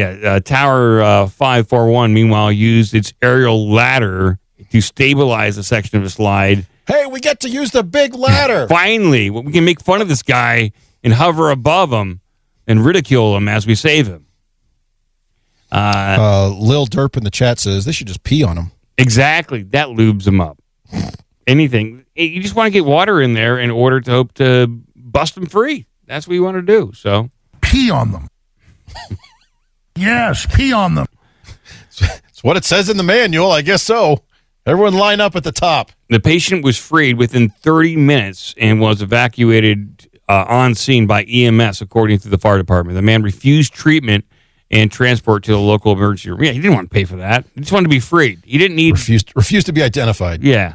The department's Facebook posted about the incident had garnered more than 1,000 engagements. Yeah, this is their viral moment at the police department and fire department. And it got more than 450 shares and 400-plus comments, many of them along the lines of this one from Don G. He's going to wish they left him there. How do you live that down? Yeah, exactly. That's a tough one to live down.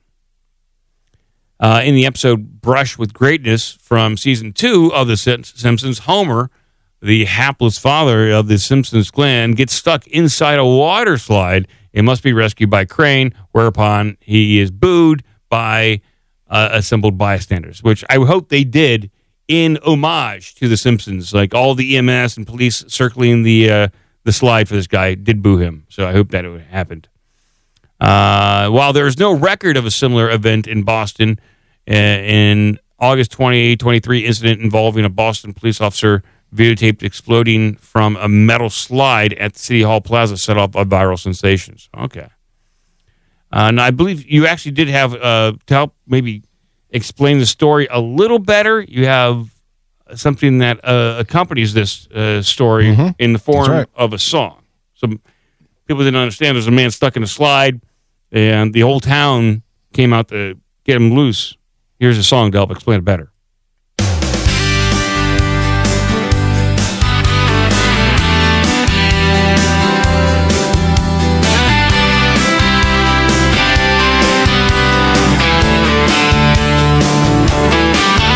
On a sweltering August day, Northeast Elementary School, a grown-ass man spied the slide, tried too hard to be cool. Feet and head first, wedged in that twisty plastic tube, folding up his dignity in ways never thought he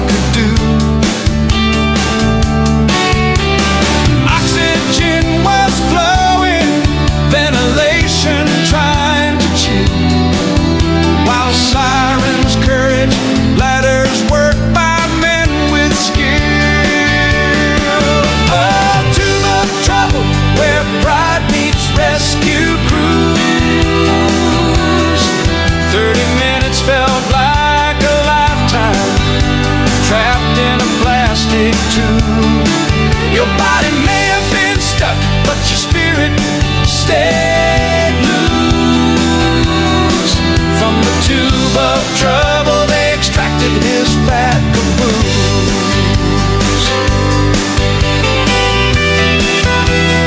Nice slide.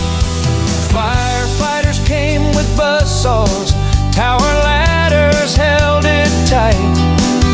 They split that slide down the middle with the jaws of life. I think he made that part up. Out you pop, red-faced and breathless. I had to get a rhyme for I'm so sorry. I'll play that at the end of the episode. People can listen to the Tube of Trouble in all its glory and will be included in the OBDM AI Song Pack number 4. Yes. I took some poetic license with that. Well, yeah, I know you had to really rhymes in better. paint the imagery there and really create the drama of the song in order to sell it. You understand that. You got the Simpsons reference in there, I see. Yeah. There's no place to hide. In the heat, humor saved the day. Humor? AI is not that great so far.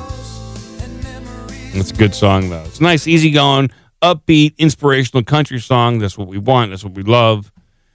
And thank God this man, 40 years old, still unnamed, an unnamed hero, is alive and well with his family.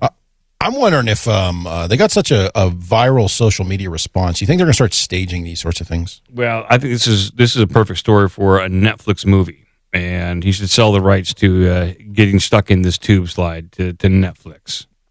And if they ever relaunch Rescue 911 starring William Shatner, this should be the first one. The first relaunch episode is to cover this one. I'd watch. All right, Cratchit, let's see what else you got over there. Look, man, like want to hang, and I ain't hanging with it. All right, so we did have a couple of AI stories. I'm going to drop one in here anyway, or just to follow or to continue the theme here. We talked about maybe some military aspects being run by AI. We talked about maybe putting AI in charge of the nuclear missiles. Yeah, I would like to. The nuclear vessels. Mm-hmm. Well, here's a country saying, well, maybe we just let the government be run by AI. Yeah, why not? Let's do it.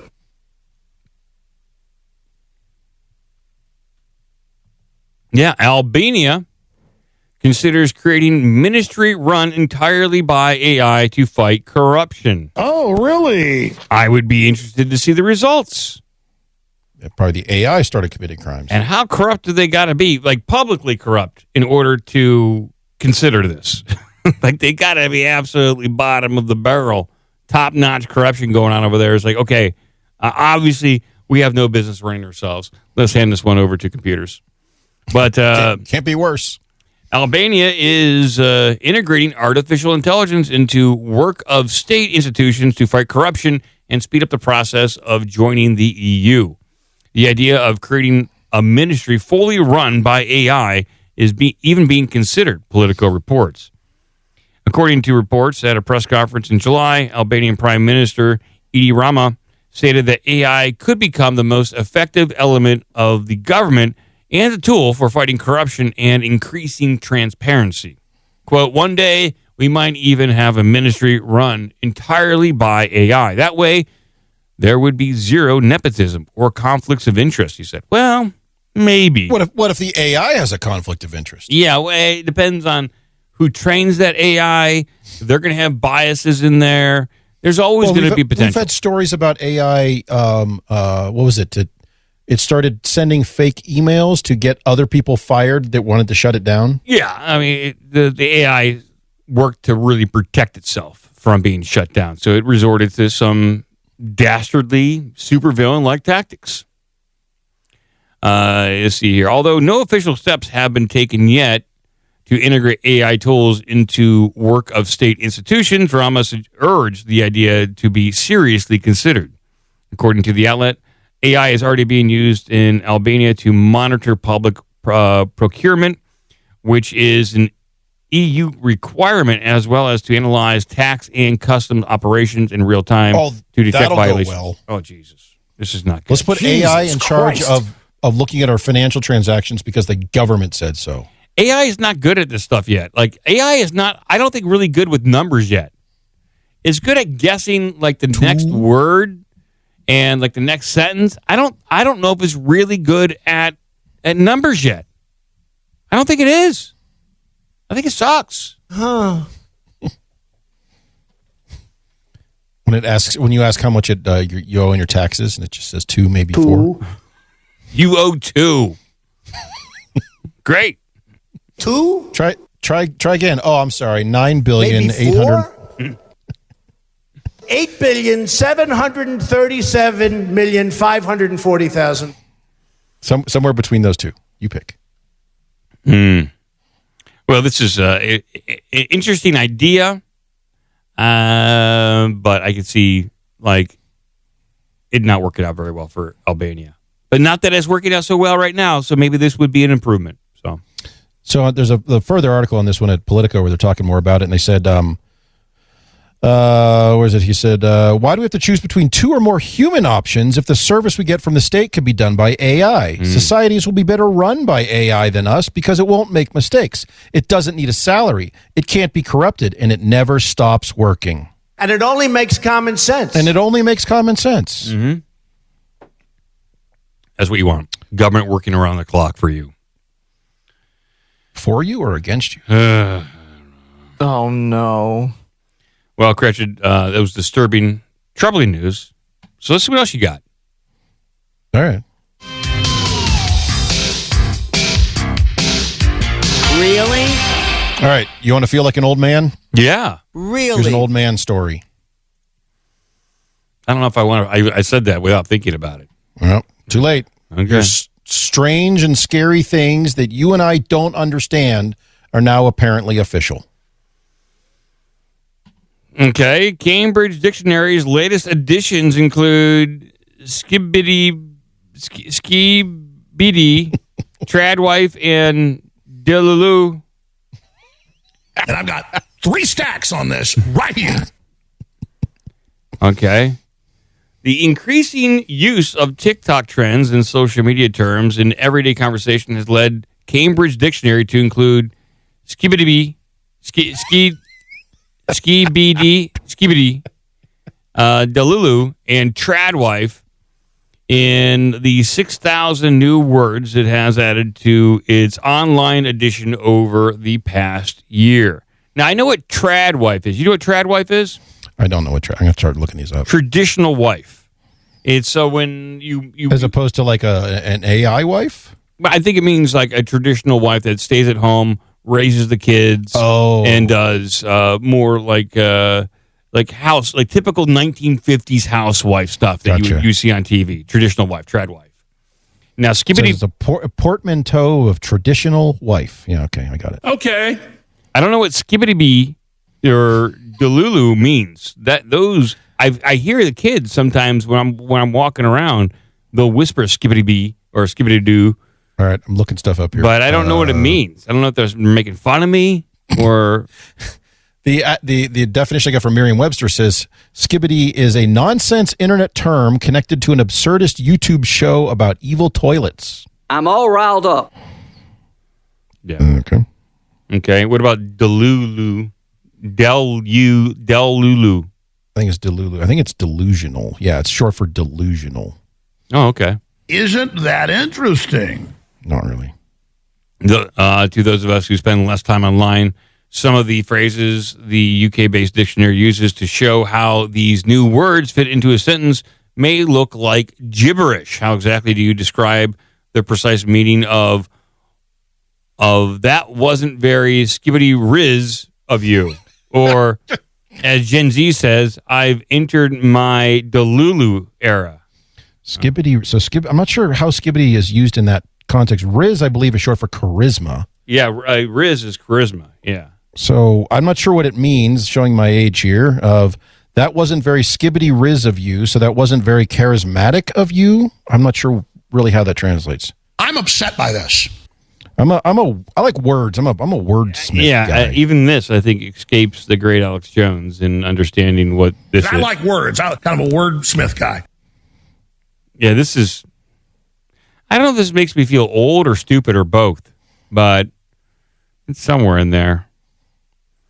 Yeah, they keep adding these not, I don't know why they're adding these words. I know people use them, but aren't we just encouraging this kind of behavior? That is one thing that bothers me. I remember Merriam-Webster always held out, and then you had like dictionary.com and other ones. This was 15, 20 years ago.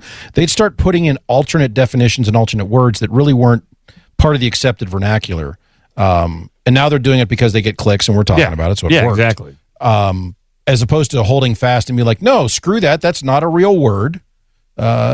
Learn to speak the language. This stuff sucks. Yes, it does. So do electric motorcycles. Yeah, they certainly do. Okay. Well, let's see what else you got. I'm trying to find the timeline. Hold on, I'm trying to find the timeline here. Okay. So I'm pushing back on this Skibidi thing. They said Skibidi toilet first posted February 2023. Isn't there? What's the Russian? Oh, come on, brain. What is that? It's all nonsense. Shatner does not like this, and I don't blame him. Shatner's not. Yeah, so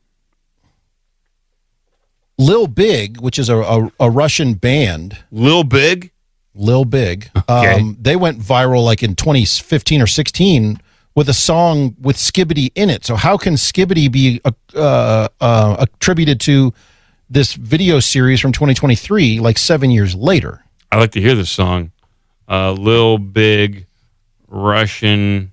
Let's look up Lil Big Skibidi. They're all over the place. Skibidi. Okay, this is the Russian song by the Russian band. That's the one. This is... That's a fucking great song.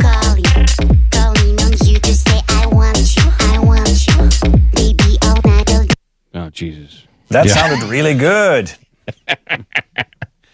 It says apparently referencing back to the 90s, so it's an older term. Well, I think we're never going to find the origin of this, and they're just putting in a dictionary, and it's not good for us, okay? It's not. Case closed. Time to move on. Yeah. End of story. Yeah, I don't know. So there you go. Kids are up to weird stuff. Yeah. End of story. Here we go. What do we find? Are there any other words in there? They didn't tell us. It's just those three, huh? Those are the top three. The top it three. Said 6,000 new words. Where are the rest of them? They also have broligarchy. That's a good one. Broligarchy, a mashup of bro and oligarchy, which refers to tech leaders who attended U.S. President Donald Trump's inauguration in January. So, okay. Broligarchy. All right, I like that one. That's cool. Kind of know what that means. Here we go. Hello. I got a feel-good story about the world's oldest chicken. Oh. Not sure if you want to hear about chickens. I am having chicken problems as of late, but I don't want to put my troubles on everyone else. Well, I don't know if you want a chicken story. Otherwise, we'll move on to some. I do have Loch Ness stories, so we need to get to. Ooh, a Loch Ness story. Let's do that one. I think people want to hear about the Loch Ness. I got a Loch Ness story, and I have video separate because another one of these crappy articles where they didn't embed the video properly, and it's all edited and cut off and all that crap. So after this, we read this, I'll get you the video link. Okay.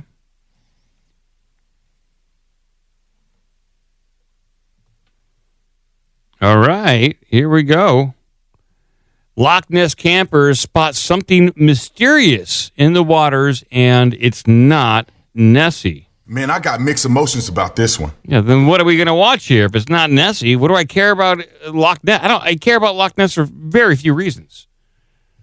A mysterious object has been observed on the surface of Loch Ness. While the Loch Ness is most famous for being the supposed home of the Loch Ness Monster, it was not Nessie that was spotted, but rather than glimpsing the mythical creature, the object seen in the legendary loch was a submarine launched by Domino's But Domino's Pizza, they have a submarine. They got a naval fleet.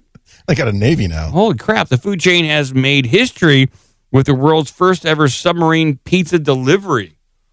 Well, I would say this is good news on that front. That's some good news on that front. So if you're in the Navy, just call for delivery.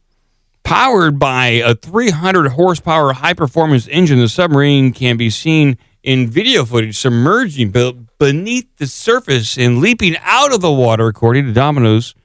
The trial showcase is its dedication to pushing delivery innovation and bringing fresh pizza to customers wherever they are.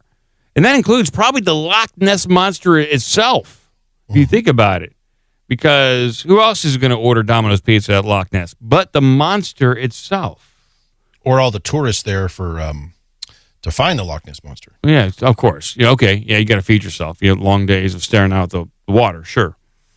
The submarine delivery is currently being trialed at Loch Ness as part of a limited summer campaign. Domino's has previously undertaken other unique delivery methods in 2025, including a robot dogs and pothole-proof bikes. I'd like to see those bikes.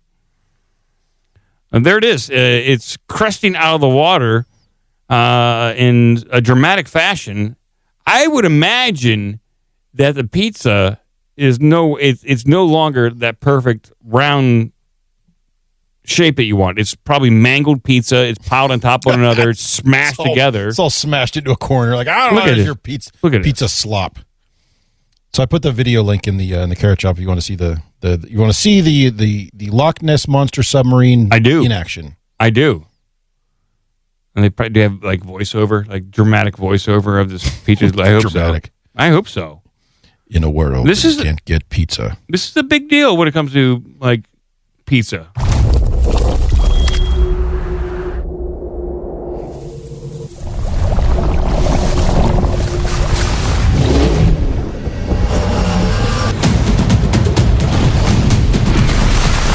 I don't know what this is. What is that thing?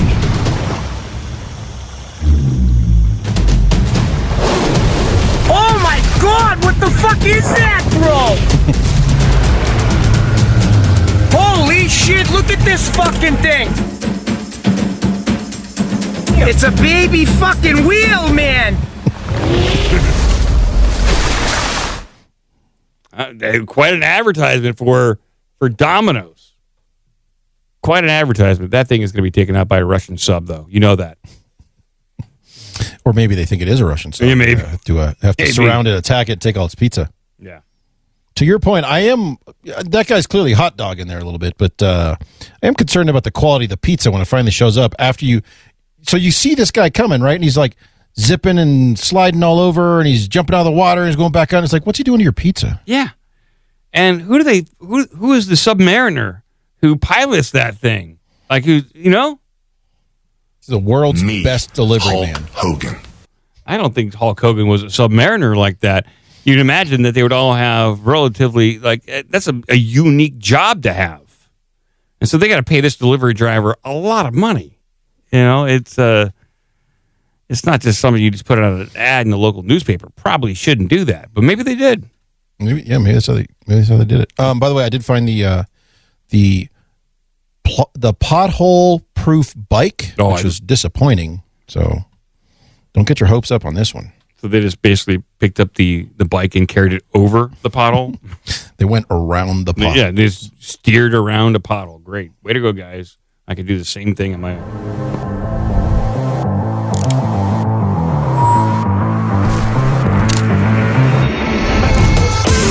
All right.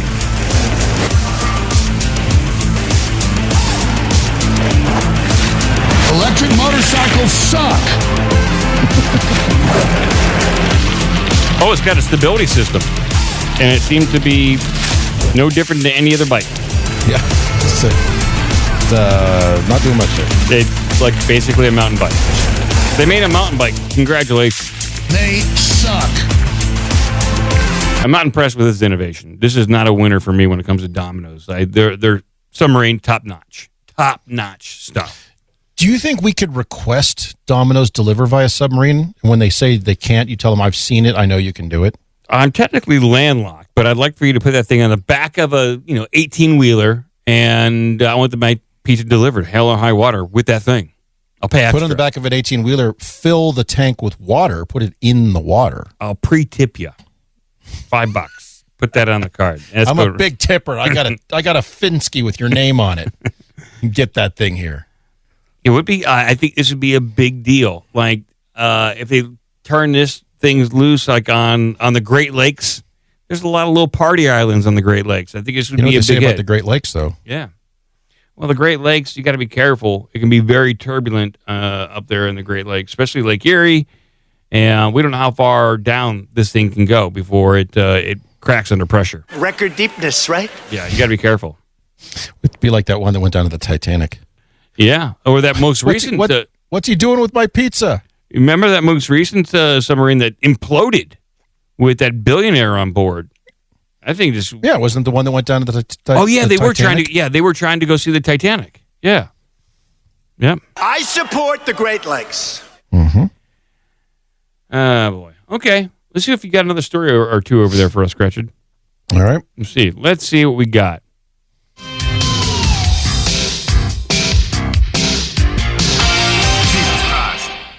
Here's one right up your alley. It's about cybersecurity. Oh. And it involves client-side hacking, which I have seen you try to do live to purchase things through limited things of limited number, and you wanted to get in there, and the website wasn't having it, and you were like, I'm going to modify my browser to see if I can get around this. It didn't work.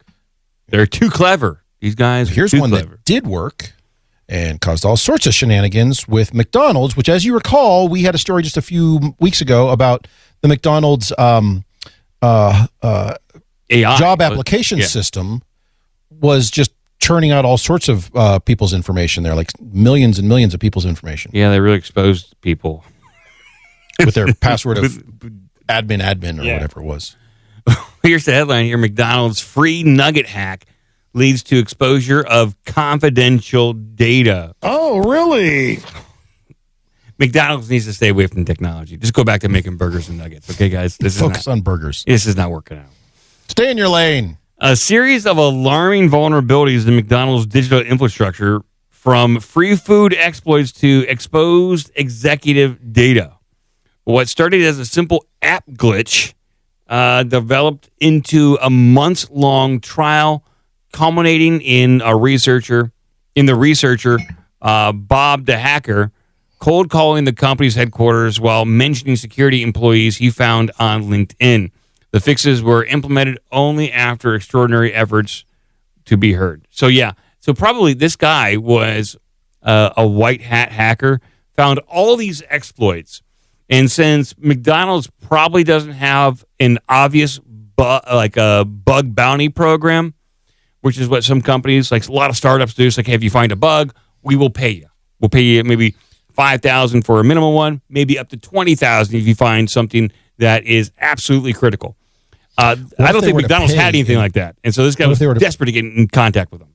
They were to pay in just burgers or chicken nuggets or something. Well, Happy Meals, anything. They probably didn't have anything. Maybe even like a slap on the back from Grimace. That would have gone a long way. But Ronald McDonald himself will come to your house and thank you. So this guy was probably desperately trying to get a hold of McDonald's. Say, hey, I really found some bad stuff, dudes.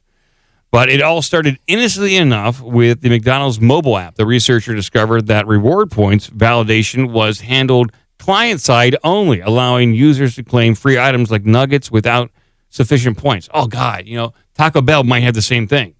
They have an app, too. Bob the hacker attempted to report this. This led to a software engineer dismissing it as too busy, though the bug was patched days later, possibly after the engineer investigated it himself. Yeah, so they just didn't want to acknowledge Bob the hacker. And they quietly patched this before their bosses figured it out. Or did the guy who works for the probably the third party or the contractor who built the system, did he claim the bounty and get all the chicken and nuggets? Oh, I see what you're saying. He's like, these are my nuggets. I get them all. I found it. I get a free small nuggets. Yeah. 9,240,000,000. That's a lot of nuggets. That's a lot. Yeah. Imagine them trying to deliver that. He had the points. It's legit. It's legit, man. It's here right here on the invoice. I don't know. He explored the depths of McDonald's systems and discovered vulnerabilities in the Design Hub, a platform used for brand assets by teams in 120 countries. This platform relied on client-side password protection. So that means you remember it. There's no like one password or anything like that. There's not even probably maybe even like it's just basic auth, I think. That's it. After reporting this issue, the company undertook a 3-month overhaul to implement proper logins for employees and partners. However, a significant flaw remained. By simply changing login to register in the URL, an open endpoint could be accessed. Oh my God! Here it is. He's in Postman. Here's a screenshot of it, and all he did was just change the endpoint. The API also, oh my God, they did not lock down the API at all. The API also provided guidance to users on any missing fields, making account creation alarmingly easy. Even more concerning, passwords were sent via email in plain text, an extremely risky practice in 2025. Here it is. Oh my God. Oh my God. Here you go. Here's your email. Here's your password. Subsequent tests confirmed that the endpoint was still accessible, allowing unauthorized access to confidential materials intended for internal use only, Bob the hacker said. JavaScript files in the Design Hub revealed more exposed Magic Bell API keys and secrets allowing listing users and sending phishing notifications via McDonald's infrastructure. These were a rotated post-report. Let's see here. Let's see. Well, he really got these guys good. Did they give him? So last month, a severe security vulnerability at McDonald's AI-powered hiring exposed 64 million job applicants' personal data through weak security using a password 123456. Well, it's now secure. It's now they have put a 7 at the end. Exclamation point. At $sign. Exclamation point. Boy, McDonald's they're like you would imagine like their cybersecurity team would after that one would have put the kibosh on everything, complete review of all API endpoints, and no, they didn't, because to them who's going to hack McDonald's? Well, Bob the hacker is. He's going to hack. Read the second to last paragraph. I did. So. In the aftermath, most vulnerabilities were addressed, though some, like the registration endpoint, may linger. Tragically, a collaborator was dismissed over related security concerns. McDonald's has yet to establish a bug bounty program or more reliable reporting mechanism. Exactly what I said. They had no way to get in contact with these people. The researcher offers advice. Maintain an up-to-date security.txt. Provide direct security contacts, and launch a bounty program to encourage ethical disclosures. Yes, this episode underscores the perils of lax security in global corporations and the lengths researchers go to protect them. Yeah, they got lucky with Bob the hacker. They really did. Well, and the other thing to think about is as large of a company, international company like McDonald's is, I mean, obviously they outsource all this stuff because they're not going to have their own crews do it, but as large as they are, as much resources that they put towards this, and this is as bad as their system is, pretty much I would guess every other company is operating on similar kind of slapdash security. I would have to imagine that McDonald's does have some sort of internal cybersecurity that has to coordinate, whether it's just like at the architecture level, the systems design level, that has to coordinate with whoever SOC, security operation that they've hired out. They have to do some sort of due diligence to say, yes, this is the company that we want. So they have to have somebody there, and that's the guy that should be fired. So sorry, but probably. turns out their security review team is run by AI, which can't be corrupted. So it just sounds like, it's probably, if you're a cybersecurity guy at McDonald's, it's probably like a really awesome gig. It's like when it comes to corporations, I'm assuming it's probably okay. It's old school American corporation. They probably pay pretty well, and good gig. They probably didn't have to do a lot of work. In fact, I'm going to look right now. In fact, I might have to apply for this job. They probably have openings. And when they ask you what your qualifications are, you'd be like, hey, I can't be worse than that last guy. Yeah, I'll at least give you a bug bounty program. So, by the way, I did find this image of them delivering their McNuggets to their engineers. Oh, let's see.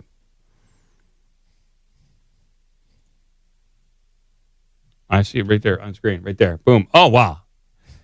A dump truck full of chicken McNuggets is just spilling all over this hacker's floor.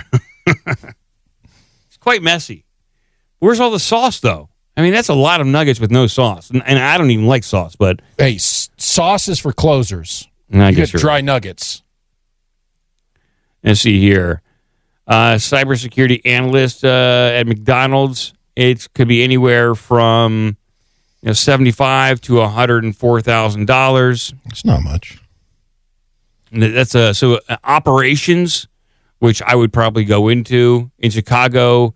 Salary range from $100,000 to $125,000. In Chicago, that's not a lot. No, it's not. At senior level, like an architect's position, we're talking anywhere from $150,000 to $190,000. Okay.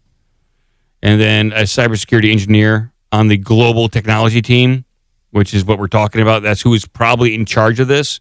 Anywhere from $130,000 to $170,000 a year.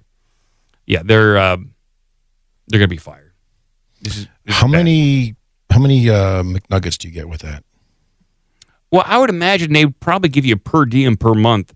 And so you probably get probably two or once a week, you get a free drive-through visit, free Happy Meal. I would say that's on McDonald's. Boom. There's your lunch. They paid for. I want it delivered to my house by submarine. I don't know. Well, talk to Domino's. They're going to have to partner up with us. Start sharing that submarine for all fast food. I'm a tough negotiator. I'll waive all my retirement benefits, but I want that submarine delivering me hamburgers. Yeah. I can't. Yeah, I don't think I can work there. It sounds like they're like now that you get hired on there, you're going to be under extra scrutiny, and that's the last thing you want. You don't want a lot of scrutiny, unless you like you said, you're that guy at the top who doesn't care. So, it looks like some of these top range guys, like senior cybersecurity architect, about $200,000 a year. That's nice. It's not bad. Chicago, you can get by. All right, Chris. Most of these are probably eligible to work remote. Yeah, maybe. Be a good gig. I mean, hey, if you can get hacked remotely, why can't I work remotely? Exactly. You're saving on office space. And then when you want to yell at me, I'll come into the office. Then I'll leave again. I'll fly in. I'll be there Tuesday. Just stay angry. I'll give you a 4-hour yelling at me so you can show everyone else that you're really, cracking the whip on people, but I'll leave after that. Oh, well, hey, thank you, everyone, for joining us on this Wednesday show. We'll be back on Saturday. A big, powerful Saturday show. And this is bad news. Bad things are happening. I don't think so. I think good news, good things are happening. Sam and I put out an amazing doom-scrolling episode last night. You can check it out on Sam's YouTube. It is the audio. You can subscribe to the podcast. It's on iTunes and Spotify if you want to listen there, and all other podcast places.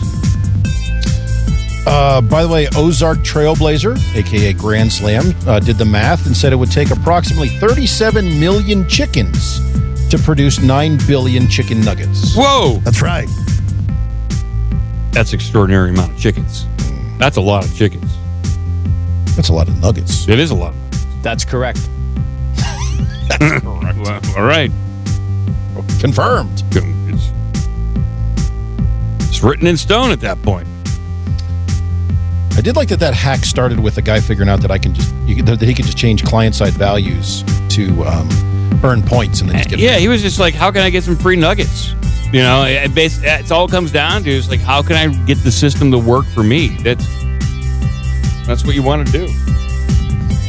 Oddly enough, all he was getting was free nugget sauces. It's weird.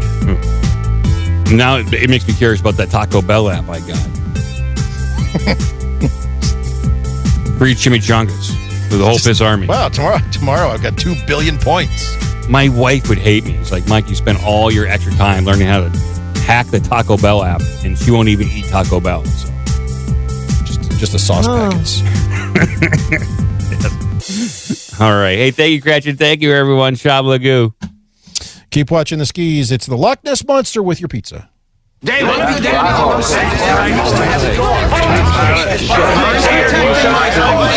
That's all I'm doing. Just join my team. I'll suck your dick. You can fuck me or get...